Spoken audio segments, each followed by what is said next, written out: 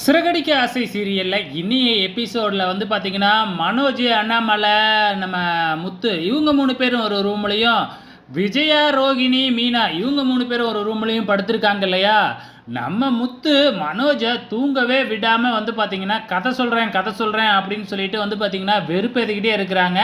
So கொஞ்ச நேரத்தில் மனோஜ் தூக்கம் வராமல் ஏந்திரிச்சு வெளியிலேயே வந்துடுறாப்புல ஹாலுக்கு.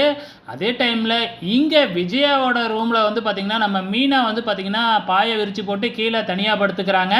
ஸோ விஜயா பக்கத்தில் படுக்கிற நம்ம ரோகிணிக்கு என்ன ஆபத்து வந்திருக்கு அப்படின்னு பார்த்திங்கன்னா விஜயா பயங்கரமாக கொரட்டை விடுறாங்க.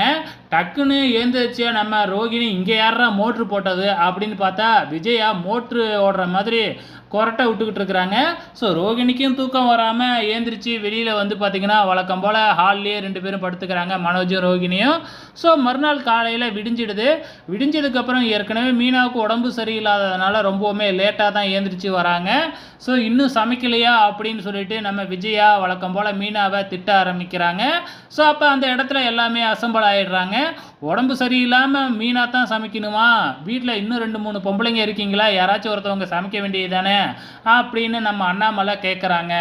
ஆனால் இந்த விஜயா இருந்துக்கிட்டு இந்த மீனா வேணும்னே பொய் சொல்கிறா அப்படின்னு வந்து பார்த்திங்கன்னா மீனாவை தான் திட்டுறாங்க. இதெல்லாம் கவனிக்கிற நம்ம முத்துவுக்கு பயங்கரமாக கோபம் வந்துடுது. ஸோ இதுக்கப்புறம் மீனா வந்து பார்த்திங்கன்னா உங்களுக்கெல்லாம் சமைக்க மாட்டா, நீங்கள் வேணும்னா உங்களுக்கு சமைச்சிக்குங்க, அப்பாவுக்கு மட்டும்தான் மீனா சமைப்பா அப்படின்னு சொல்லிட்டு போயிடுறாங்க. ஸோ இதுக்கப்புறம் என்ன நடக்க போகுது அப்படிங்கிறத பொறுத்திருந்து பார்க்கலாம்.